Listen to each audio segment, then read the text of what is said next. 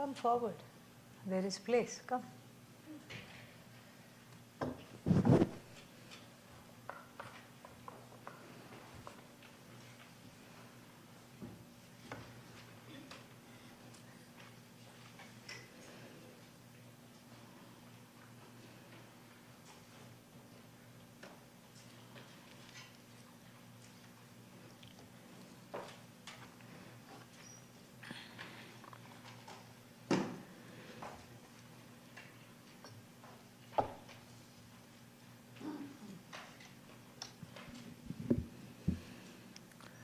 Om Shruti Smriti Purananam Alayam Karunalayam Namami Bhagavat Padam Shankaram Loka Shankaram Shankaram Shankaracharyam Keshavam Badarayanam Sutra Bhashya Kritau Vande Bhagavantau Punah Punaha Ishvaro Gururatmeti Murti Bheda Vibhagine Vyomavadvyaptadehaya Dakshinamurtaye Namaha Gukarastvandhakaro Vai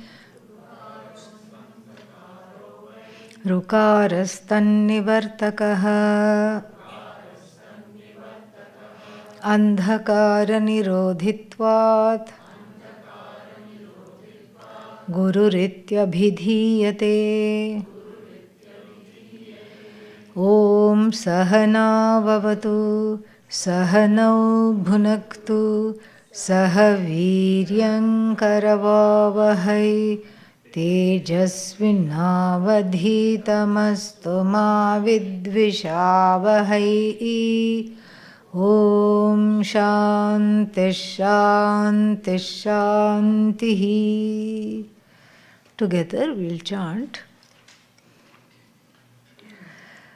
Chaitanyam Sarvagam Sarvam Sarvabhuta Guhashayam Yat Sarva Vishayatitam Tasmai Sarvavide Namaha Samapayya Kriya Sarvaha Daragnadhana Purvikaha Brahma Vidyamathe Danim Vaktum Vedah Prachakrame Karmani Deha Yogartham Deha Yoge Priya Priye Dhruve Syatam Tato Ragah Dveshashchaiva Tatah Kriya Dharma Dharmau Tato Jnasya Deha Yogastatha Punaha Evam Nitya Pravrittoyam Samsaraschakravad Ajnanam Tasya Moolam Syat Iti Tadhanamishyate Brahma Vidyata Arabdha Tato Nishreyasam Bhavet. In 3 and 4, verses 3 and 4, we saw a very important point. What did we see? We saw the innards of the machine called samsara. We saw the entrails of samsara, not a very pretty sight. If you take apart samsara, what do you get? You get a lot of interesting things. We also saw the tree, family tree of avidya. Avidya family tree we saw, and we saw in this context, we also saw that, and we saw the chain called samsara. Each thing is intertwined with the other things. So what is the first thing? Look and tell, it's an open book test. Okay? Yeah.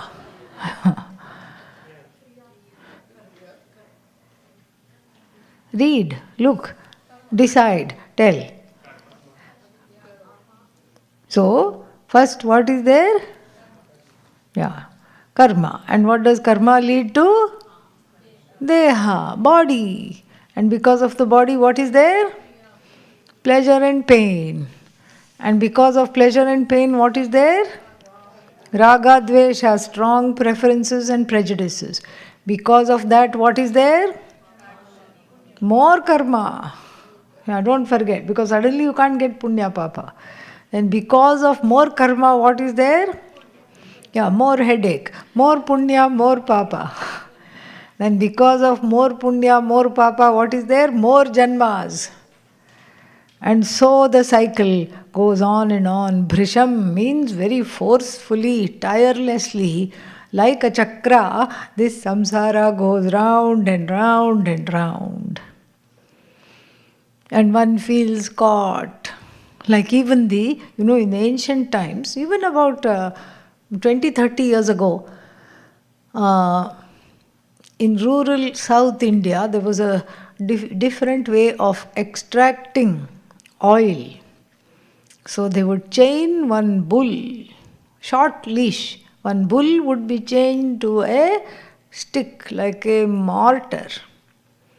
And then there would be underground, there would be a pestle, a place, and then all the seeds were put there.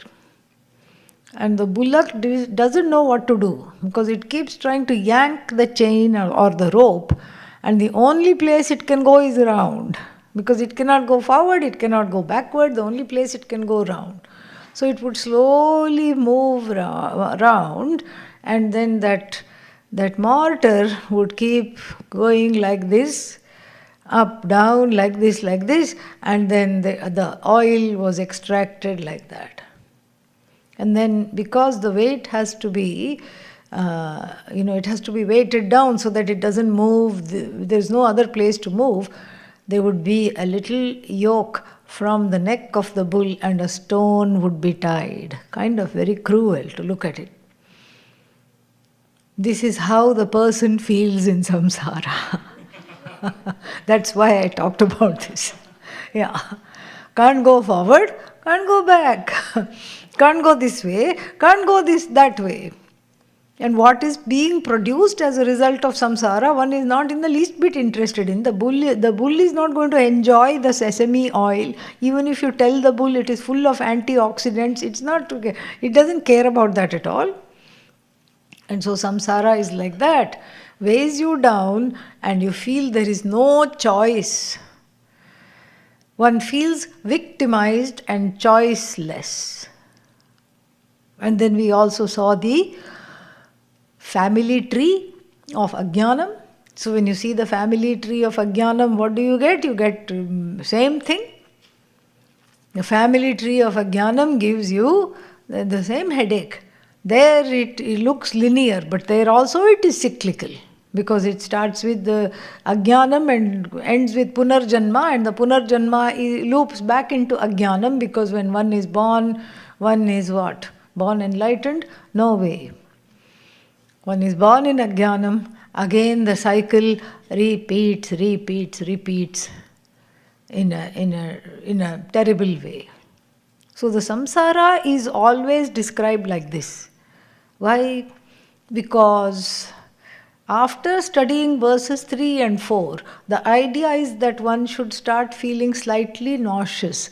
Okay? Because of all that round movement. On the sorry-go-round, you can't call it the merry-go-round, it's the sorry-go-round of life. So the idea is that if one should feel slightly sick, slightly nauseous and repulsed, and if you are feeling like that, you are on the right track. You want to be able to say, you know what, I need to get out of this. I never saw it quite in this stark, brazen way before. I never saw it quite in this way before. I think I need a way out. Come forward, come. So, I need a way out. I can't handle this. That's where it should take you to. But then, there are always objections raised. Adi Shankara does a disservice to samsara. Samsara is not all that bad, come on. You give just these terrible examples of the bull that is yoked to a rope and then it is producing oil, and we feel like calling the SPCA, and this is terrible, and what are you doing to us? Samsara is not all that bad. There are many, many, many things to look forward to. Like what? Well, there is food. Especially at this ashram, very good food. As many times a day as you need. There is food to look forward to. And then what else? There are people, there is companionship. Even in the ashram, outside the ashram, everywhere, there is companionship to look forward to. There is food to look forward to. Food, friends, and fun. The 3 F's of samsara. And how can you say it's like bad and all these things? So when the answer to this is as follows. When the samsara is depicted in drastic and brazen terms like this, it is to see this this chakra from an objective and an abstracted standpoint. The human mind and the ahankara is very, very forgetful. The ahankara doesn't have very good memory. It has early onset dementia or something. You bash it up, it gets bashed up repeatedly, and then it is back for more. It forgets. It forgets that there are problems. It forgets that what happened last time. It forgets. And this forgetting is because one is not really asking the right questions. One is wondering how to slow down this pace of samsara so that I don't feel nauseous, or can you give me some kind of some acupressure points that I can press for the nausea? That is what the question is. How to swim in the ocean of samsara and what is that called? Avoid the alligators, the sharks, the orcas. Orcas also can kill. So how to avoid that? We are asking the wrong questions. In fact, we want a band-aid to make samsara little bit better. Adi Shankara is not interested in that. Because samsara is what? What is samsara? That which is nice in the morning but is rotten by the evening. This is samsara. This is what karma phala is.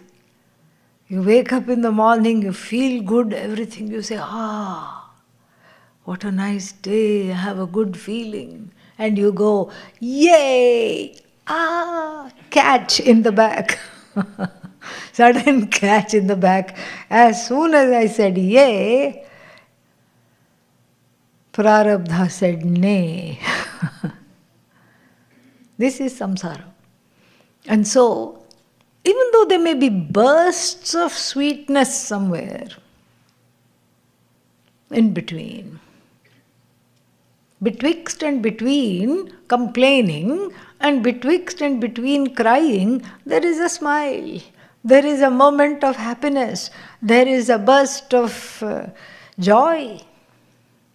Some sweetness. And I am a sweet hog. I want these moments of sweetness. Not only I want them again and again. I want them to stay. Here is the problem. If you can enjoy those bursts of sweetness, Priya, while being objective to both Priya and Apriya, which is definitely that which is to follow, then there is no problem. But what do? We try to engineer the Priya and lengthen the Priya and then shorten or eliminate Apriya. And these frantic efforts To reduce or eliminate apriya gets one into hot water. This is the problem. That's where the raga dvesha come in. That's where the pain and the sorrows come in, etc. I'm not able to look at priya and apriya dispassionately and say, whatever comes, let it come. The one who says that is a jnani, if not a jnani, at least a yogi, a karma yogi. Yadrichhalabha santushtah dvandvatito vimatsarah. Yadrichhalabha santushtah means the one who is pleased. This is from the Bhagavad Gita. The one who is pleased, contented with whatever may come, rather than try to manipulate life and milk priya from it and throw away apriya. Whatever comes, let it come. Not trying to change anything. Why? Because we understand that priya and apriya are invariable results of having a body. Pleasure and pain will be there. And this pleasure and pain, if I don't watch out and if I'm not objective, turn into the alternating cycles of joy and sorrow. Actually, if they were alternating cycles, I would be fine. Because when I have apriya, then what do I know? Next, what will come? Priya. But that's not how it is. Why? Because of my prarabdha. That's why. Apriya, priya, apriya, little bit of priya. This is how it's more like. Long bouts of apriya. And this all can be traced astrologically. You don't even have to worry about any other planets. Just take Saturn. That's enough. You take Saturn and then what? Then you can see. So when Saturn is in the 12th, 1st and 2nd house, each is very slow moving. 2.5, 2.5, 2.5. How much is that? I know people here are very bad at mathematics, but try. Yeah. How many? Abba. Okay. 7.5 years of challenges. Every 30th year, one can look forward to 7.5 years of what we think are challenges, difficulties, etc. Then, this is, house means from the natal moon. That is what thing is. That's how the houses are calculated. Then again, when the ascendant, and that's what it is. And then so, from the ascendant, when the Saturn goes into the 8th house, 2.5 years of challenges and difficulties. And then not to be outdone, when it goes into the 4th house, again, 2.5 years of, again, challenges and difficulties, like this. And this is just the birth chart. Then there is another chart, Navamsha chart. There also we can see. And then if you combine all of this together, the fact that you had one good day is itself a surprise. Yeah. Then you see, then there are other miscreants. What are they? Rahu. Who? Rahu. And then Ketu. All of these. And then they are always... some mischief is there. Then there is natal Rahu and Ketu, and then there is Gochara, transiting Rahu and Ketu. Similarly, there is the natal Saturn, which is always permanently in a bad place, and then there is the transiting Saturn, which again compounds these difficulties. This is all shown that, it's not to say that, the birth chart is bad or anything like that. It just shows what is illustrated in verses, 3 and 4. This is just a manifestation of this prarabdha. But if one is interested in self-knowledge, and one will not look at these as difficulties or challenges. But one will look at it as a teaching. Not just Jupiter and Venus, Shukracharya, Venus and Jupiter is Brihaspati, but also Shani is a teacher. His methods are different, that's all. Shani teaches by taking away all your possessions. Yeah. And then he says, okay, let's talk now. Not the soft Vedanta. It will be nice for you to have Vairagya. Shani doesn't talk like that. Shani's language is more in action rather than words. Shani takes away things you love, people you love, everything, and then says, okay, now let's talk. Let's see where you are going to go now. Let's see on what you are going to depend now. And then you come to the same realization, you come to the same understanding that, okay, this is what samsara is. That's the whole idea of the difficult periods in one's life and the challenges that one has to face. This is exactly the idea that one is sick and slightly nauseous of this repeating state of affairs and one wants to get out. I want a ticket out of samsara. And what is this ticket? Is described in verse number 5 by finally outing the mafia don of samsara. Who is that? Mr. Ajnanam. Staying behind the scenes, can you see Ajnanam? No. Can you talk to Ajnanam? No. Staying behind the scenes, he casts a pall, of fear and sorrow on everything he controls.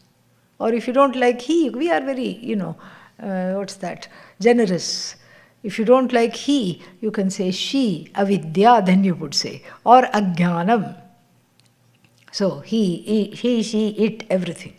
So this ajnana, tasya moolam syat. Tasya means we have to look at what is being referred to in the previous word. Samsara.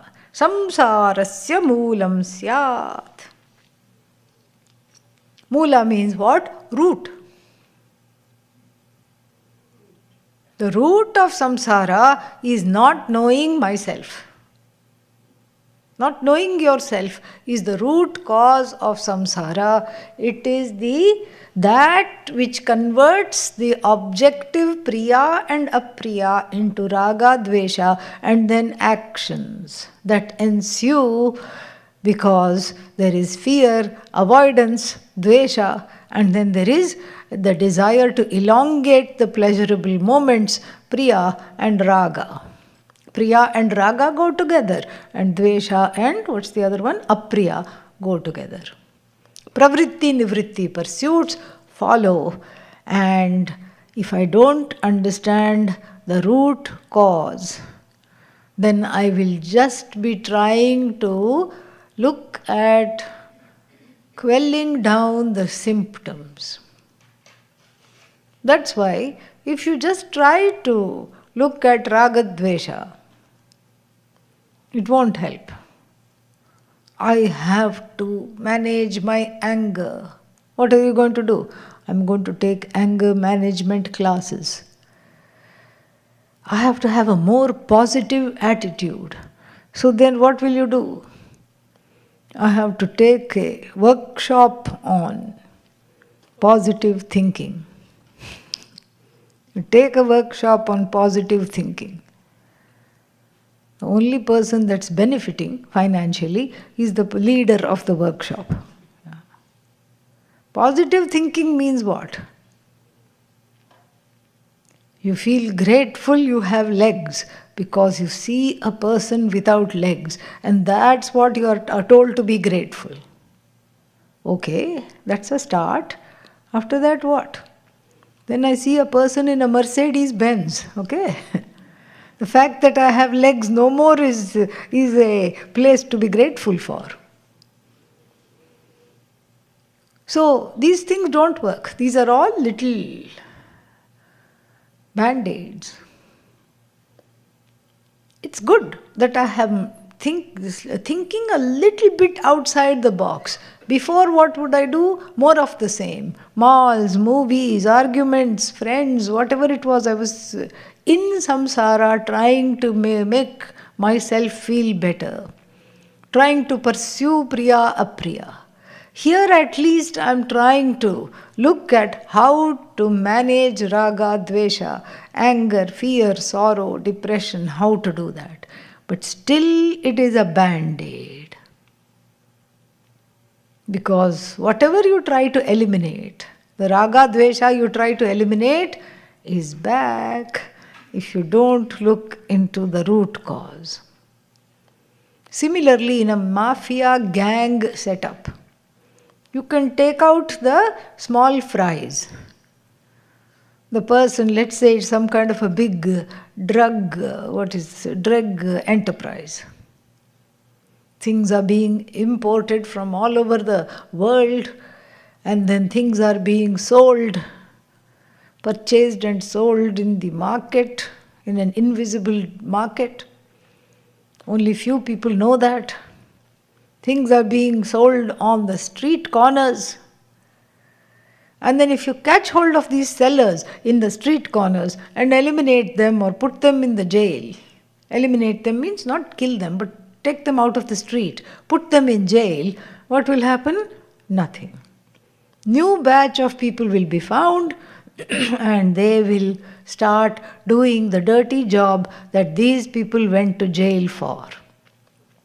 Again and again, same thing will happen. So the best way to deal or end this drug enterprise is how? Catch hold of the dawn. Yes. There was in fact one Don in the 70s in America. His name, they kept a name. The police kept a name for him called Teflon Don, because none of the charges would stick to him like a non-stick pan. It would just come flying off. So you have to take out the head of this enterprise. The king has to be eliminated. When the king is eliminated, the kingdom is naturally eliminated, because the king is the root cause of this nefarious kingdom of addictions. So when the king is gone, there is no kingdom. No, but maybe there will be a successor. No, because here there is no successor. They are all very, dictatorial. They don't believe in successors and all that. They don't trust anybody. Even their own children they don't trust. And they feel they are invincible. It takes a certain amount of narcissism to head this kind of a enterprise. They don't feel like they'll ever die. They feel like they're immortal. They're invincible. They don't trust their own children. So who will succeed? Even the henchman is being watched unbeknownst to him. Because in this kind of an enterprise, people are, you don't trust anybody. Even your own child that you gave birth to, you do not trust. And so you take out the king, and the kingdom is all in disarray. And here the dawn is ajnanam.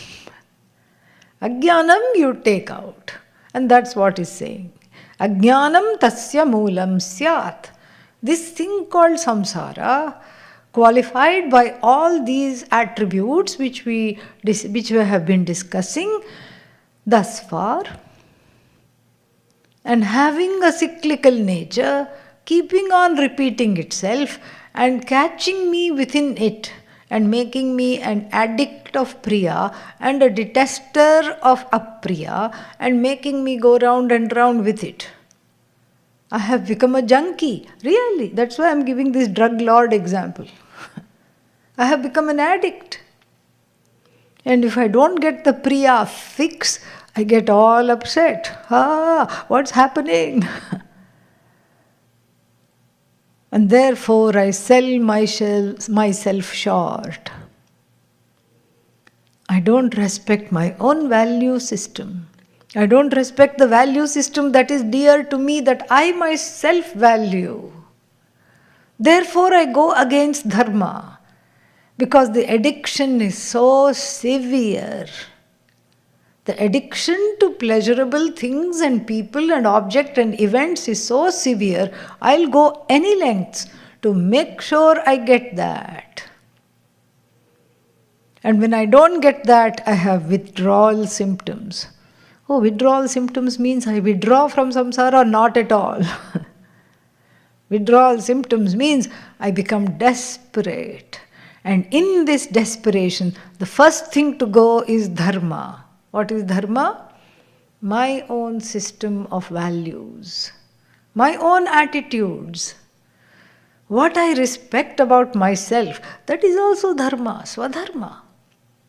What I respect about others, what I respect about life, what I respect about how people should deal with one another. Those very values that I respect, that are very dear to me, come under threat. By who? Not anybody else. There is no foreign invasion happening. It is myself alone. I am the threat to the very values that I have enshrined in the temple of my heart. This is a very rank form of self-sabotage.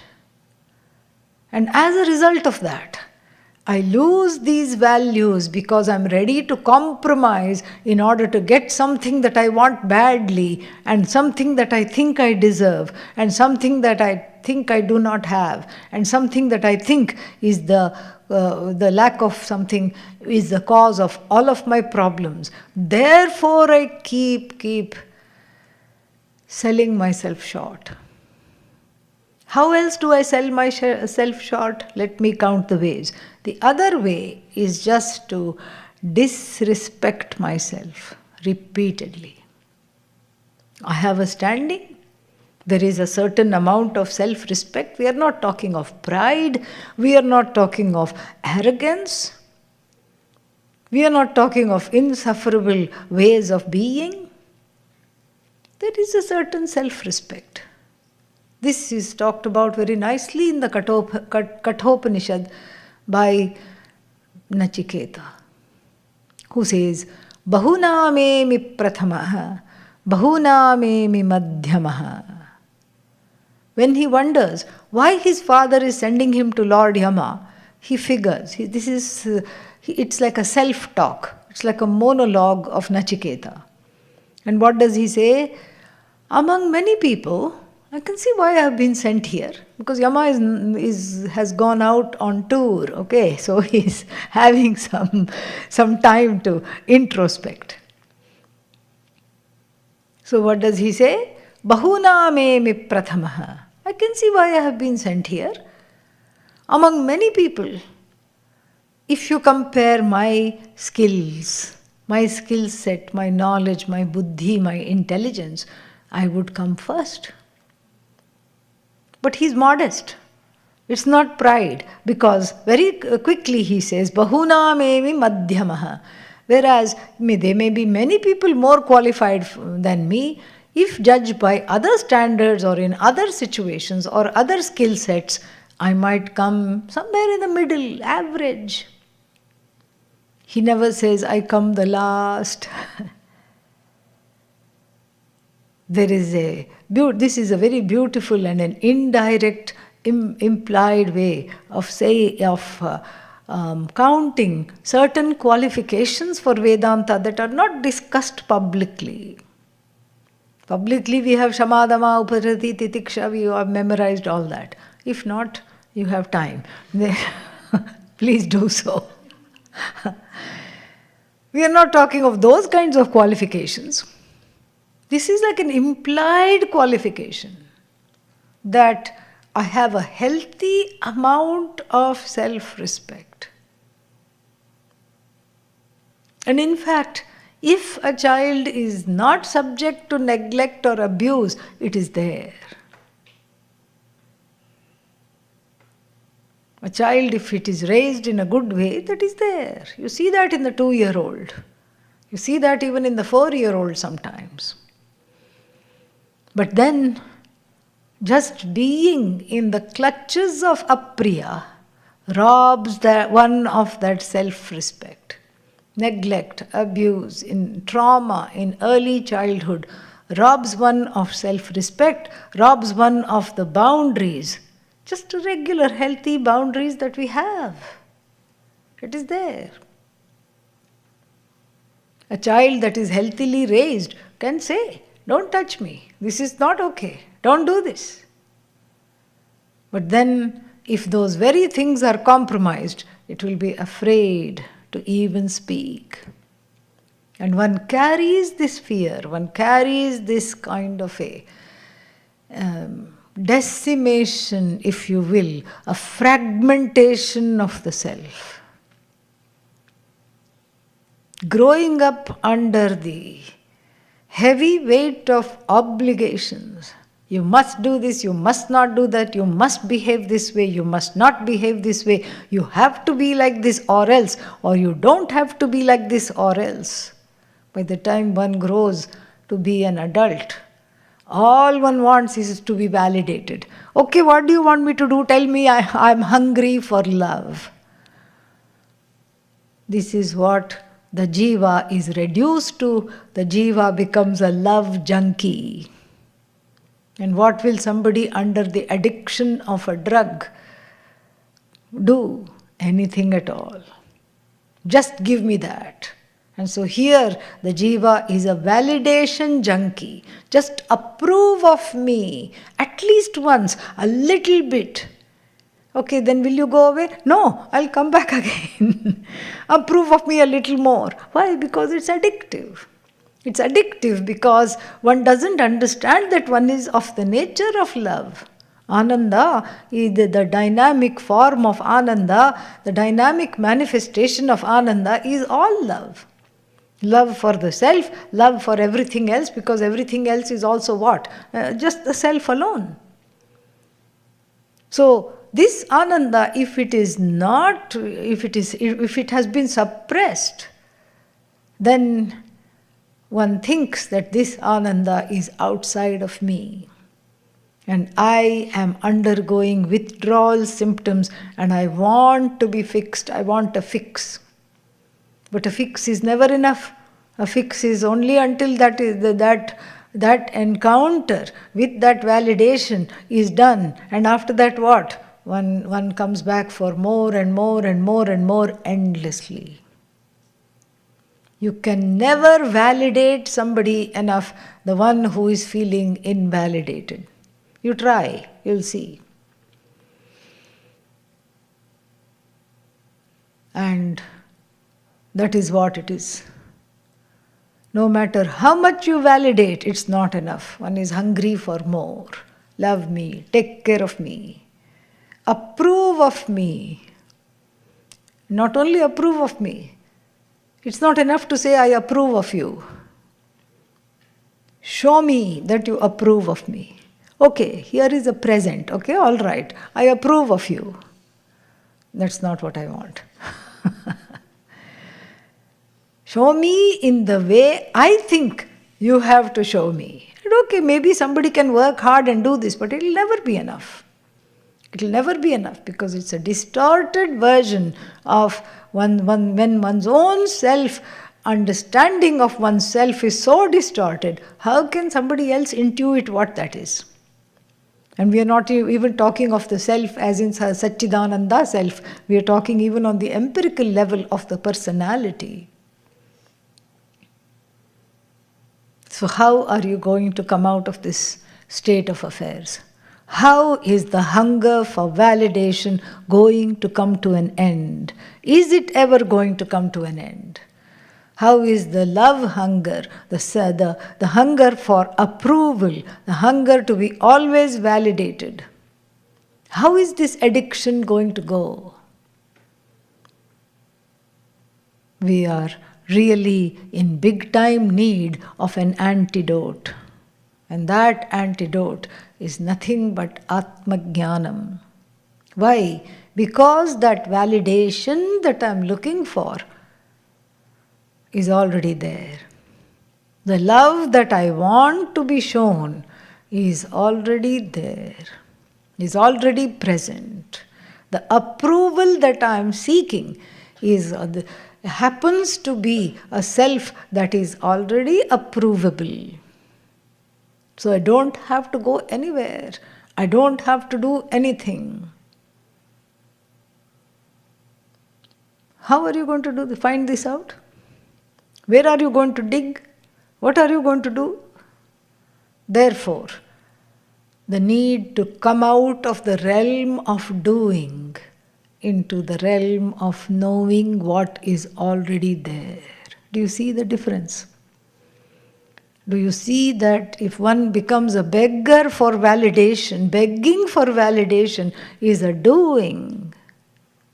But knowing that I am already approvable is not approvable, is not a doing, it is a knowing. It is a knowing. There is a difference between doing and knowing. Doing is action. Action has results. And no matter how much you act, action is finite, and the results of action therefore cannot be infinite, because the finite can never produce the infinite. The finite produces what? Finite. And if you are fine with that, no problem. But it cannot produce the infinite. Why? Because the infinite is not a product, it is you. If the infinite were to be put together by karma, if such a thing called infinite, limitless, if it were there, and if it were to be put together through karma, then it would definitely, terribly, fully fall apart. I want an infinite. I seek an infinite. I seek the forever, which doesn't fall apart. If you want that which doesn't fall apart, it should have never been put together in the first place. Infinite cannot, should not have a birthday. You should never be able to say happy birthday limitlessness. No. Happy birthday Atma, because Atma is what is limitless. If you say happy birthday Atma, Atma will say, sorry, I am never born. I don't ever die. No birth, no death. Deathless and birthless, already, always the same. Happy birthday, you can wish the body, mind, sense complex, no problem. But don't ever say many happy returns. Not nice. That means come back again and again and again. Happy birthday, okay. Many happy returns, never say. So, the antidote has to be outside of this systemic samsara. The samsara is a system of many, many moving parts, as we have seen, and therefore the solution, what kind of a solution? A permanent solution to samsara cannot be from within samsara. A wonderful writer said, the master's tools cannot dismantle the master's house. An African American writer said that. Very beautiful. The master's tools, because she was addressing the problem of slavery and the after effects of that. The master's tools means the tools crafted by the oppressor cannot be the source of my freedom, cannot be used to free me. Why? Because they are tools of oppression, they are not tools of liberation. The tools of liberation have to come from outside of the system that is oppressing me. So here, the tools of liberation cannot have even an iota of these things that we have discussed. What are they? Karma. Gone, because it's a tool of oppression. Cancel it out. Deha, any fixes or level of the body. Deha includes also mind senses. Gone, cut it out. And then pleasurable and unpleasurable situations. Cancel that. And then raga dvesha, that also doesn't help. If you're angry about samsara, no big deal. Because you can, everybody else is also angry. At the most, you can have a support group, that's all. It's not going to get you out of samsara. Misery loves company. You can have a support group and vent how angry you are. That doesn't get you out. And then what else is there? Papa Punya. Oh, yes, Punya, that's my ticket. I'm gonna go places. Where are you going to go? I'm going to go to the lokas. Which loka? Oh, there are many to choose from. I'll go to a loka, and far away I'll go to Indra loka. Why? Because I'm going to do lot of punya. Here, have some donation, take some money. I'm going to start with you. And then what? I'm going to do Ishta karma, means lot of fire rituals. Purta karma, reaching out actions. This is what is the ticket to heaven, etc. I'm going to go there. Oh, really? You're going to go there? Yes. And in fact, a lot of people believe that going to heaven is moksha. And people say in vernacular languages, such and such a person got moksha. Unless they studied Vedanta, they did not get moksha. You got moksha from them, that's all. That's what they are saying. Maybe you got moksha from them, they got moksha from you. That's all it is. There was no more, they didn't get moksha. Because what takes you to these lokas is what? Ishta karma and purta karma. And again, what is that? Karma. We have already cancelled out karma. Yeah, but I brought it through the back door. Shame on you. But anyhow, since you have brought it, we have to deal with it. Karma will take me. Karma is finite or infinite? Finite. Even the biggest donation in the whole world will have a number on the check. That means what? It is finite. Even if you do yajna all day and meditate all night, it is still finite. And one lives for 90 years, still finite. And so, you go to the loka with some currency. You have exchanged the punya for the heavenly currency. And boy, it's going to cost you. Indra, come over here, let's have a selfie. And then what? Then you find a chunk of punya having been deducted because you stood next to Indra.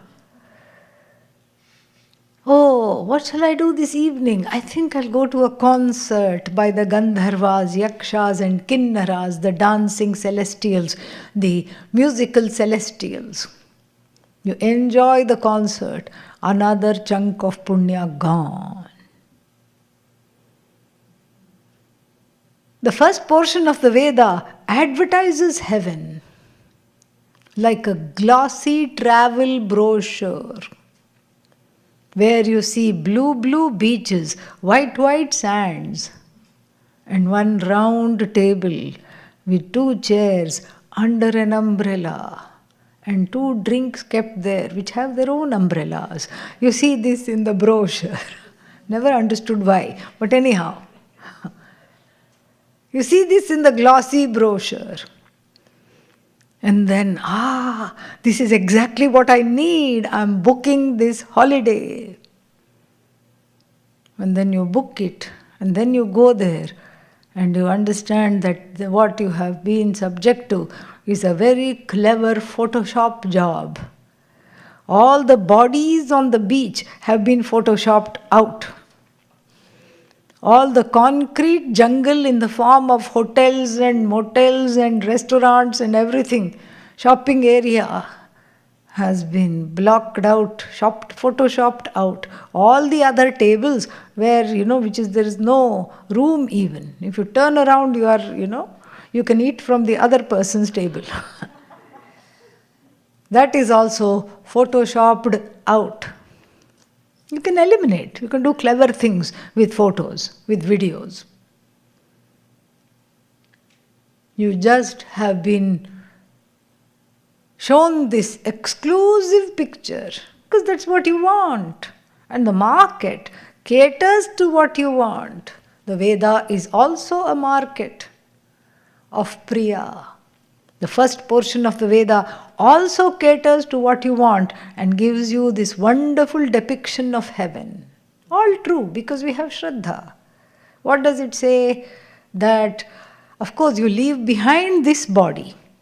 This loda body full of aches and pains, and you don't know if when you're walking, if all the body parts are coming with you or not, there is a doubt. So this kind of body you will not take. You get a kind of a celestial body. Then, what about my mind? I am a complainer. You drop the mind also, because the mind is what? Sukshma Sharira. So some of the difficulties of the mind are suspended till the next birth. So they are dropped for now. And instead, you have a mind in heaven without any core issues. No childhood issues, no trauma, and therefore no drama. Very nice. So you're always happy. And then what is the other thing to advertise about heaven? You go there and Lord Yama tries to come there. And there is a big no entry board on the gates, on the pearly gates of heaven. There is a no entry board. Lord Yama not allowed. Why waste words? You put Yama in a circle and cancel it out. You put a red slash. Finished. Yama sees that, and goes away. And you don't grow old. You don't grow old. Oh, I really want to go there now. So you don't have to pack your makeup, your anti-wrinkle cream, nothing you have to pack, because there is no growing old in heaven. But how do you know all this? That is what the first portion of the Veda says, even the Upanishad says. Nachiketa knows all this. Nachiketa says to Lord Yama, Na tatra tvam. You're asking me to go to heaven. Okay, yes, I can see one good thing. You are not there.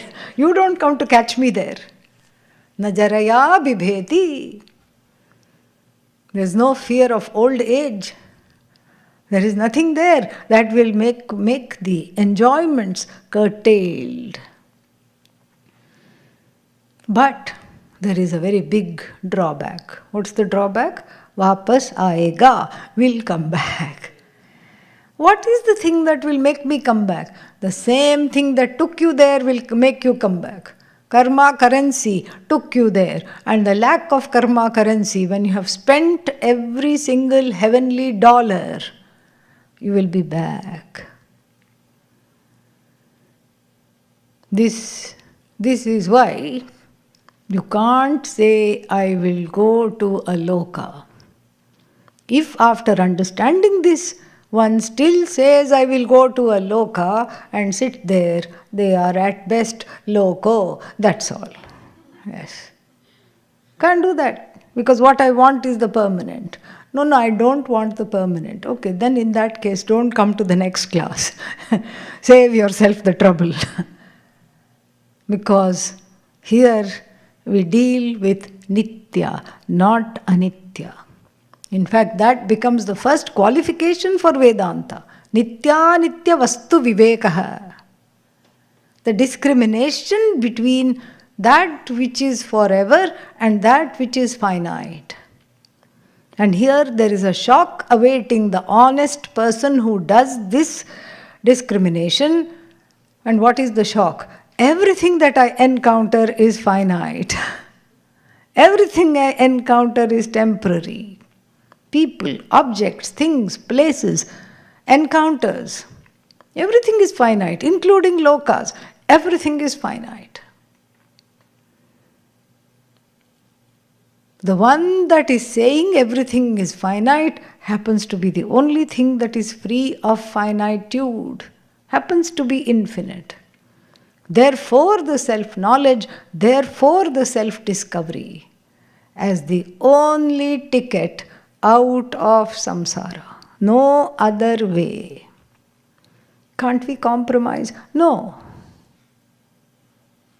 If we compromise, we will be like how I said in the opening lecture. 2 plus 2 is equal to 3. Please, pretty please, let 2 plus 2 is equal to 3.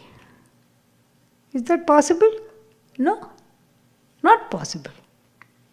It will be just like me saying, look at this wonderful mango, very juicy, who wants?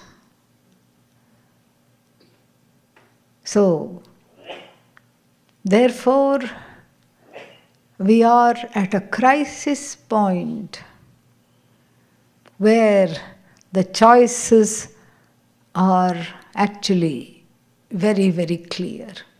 In fact, it's not a choice. It's a choiceless choice to study Vedanta, because that's the only thing that is there. And yet that is chosen last. Nobody says, oh, I see the shortcomings of samsara, I see the shortcomings of karma and karma phala, let me go to a teacher, let me go and gain this knowledge. And I can't get this knowledge apne aap, by myself, so let me go to an ashram and gain this knowledge. Nobody says. One is dragged to the ashram kicking, screaming many times. Or one goes because that's the last possible resort. Nothing else has worked. And somebody you know is going. And you say, all right, I'll come along. I've tried. And already one is hopeless. I have tried this, I have tried that, and nothing has worked. Okay, 10 days, all right. Let's try this also and see what happens. So the viveka, the discrimination, is accompanied by what? Vairagya. Dropping of the things, the penchant, the attachment, the obsession, and the addiction to things which are finite. The world of finite, I stop engaging with. The sooner the better, really. Sooner the better. Let it drop. And then, what else? Then after that, moksho me bhuyat iti tivra ichha. An intense desire to be free has to accompany viveka and vairagya. Viveka is there, yes. Vairagya is there, check. But it's okay. Even if I'm in samsara, it's okay. Then the knowledge is not going to shine as an option. Forget as a choiceless choice. It's not even going to be one of the options. And so, mumukshutvam means the desire for freedom, but that translation does not do it justice. Mumukshutvam, yet another very important qualification, does not mean just desire for freedom. It means to take seriously this desire for liberation and to know that the desire for liberation is not on a par with the desire for chocolate cake. We should see, one should be able to see very clearly and fully that the desire for liberation and the desire for chocolate cake have nothing in common. The desire for chocolate cake is a last-ditch attempt to be happy within samsara. The desire to be free is the desire to be free of longings, which is the hallmark of samsara. The two are very, very, very different. Therefore, the solution, Vedanta Shastra, is not one among many solutions in the world of samsara. Because this mumukshutvam is understood well and is taken seriously. It's not yet one more option, yet one more thing I'm going to accomplish. That's why it often happens. And you would have had this experience yourself.